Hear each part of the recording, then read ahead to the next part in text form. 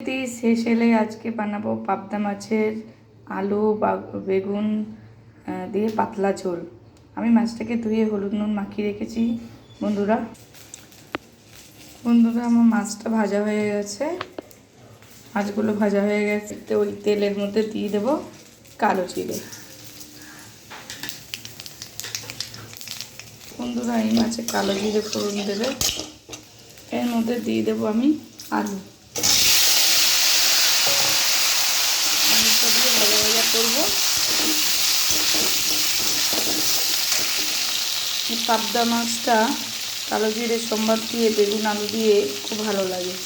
বন্ধুরা আলুটা ভাজা হয়ে গেছে, আমি এর মধ্যে দিয়ে দেবো বেগুন।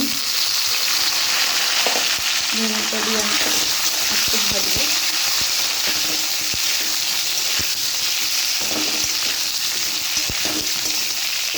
বন্ধুরা এর মধ্যে আমি দিয়ে দেবো টমেটো।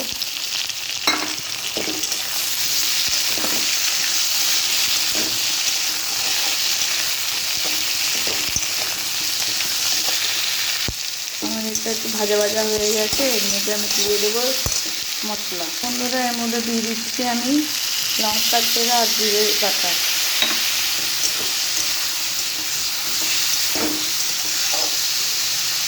এর মধ্যে দিয়ে দিচ্ছি লবণ, দিচ্ছি হলুদ দিয়ে এবার এটাকে ভালো করে নাড়া দেবো। বন্ধুরা আমার মশলাটা কষানো হয়ে এসছে, এর মধ্যে তেল বেরিয়ে গেছে। এর মধ্যে আমি এবার দেবো গরম জল। গরম জলটা দিয়ে দিচ্ছি।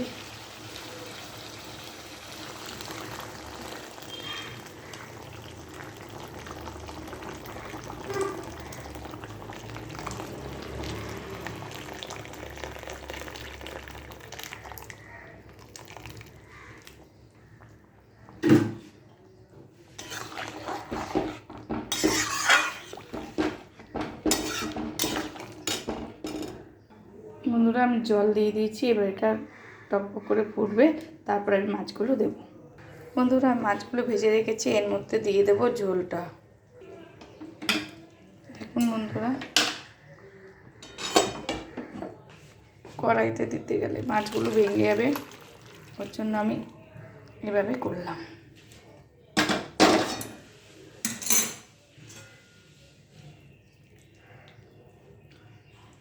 এটা আস্তে আস্তে জাল হবে, জাল হলেই আমার মাছ রান্না রেডি হয়ে যাবে।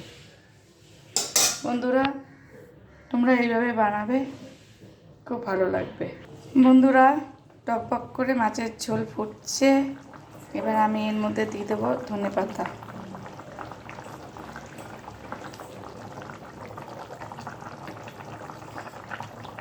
ধনেপাতা দিয়ে আমি এবার নামিয়ে ফেলবো।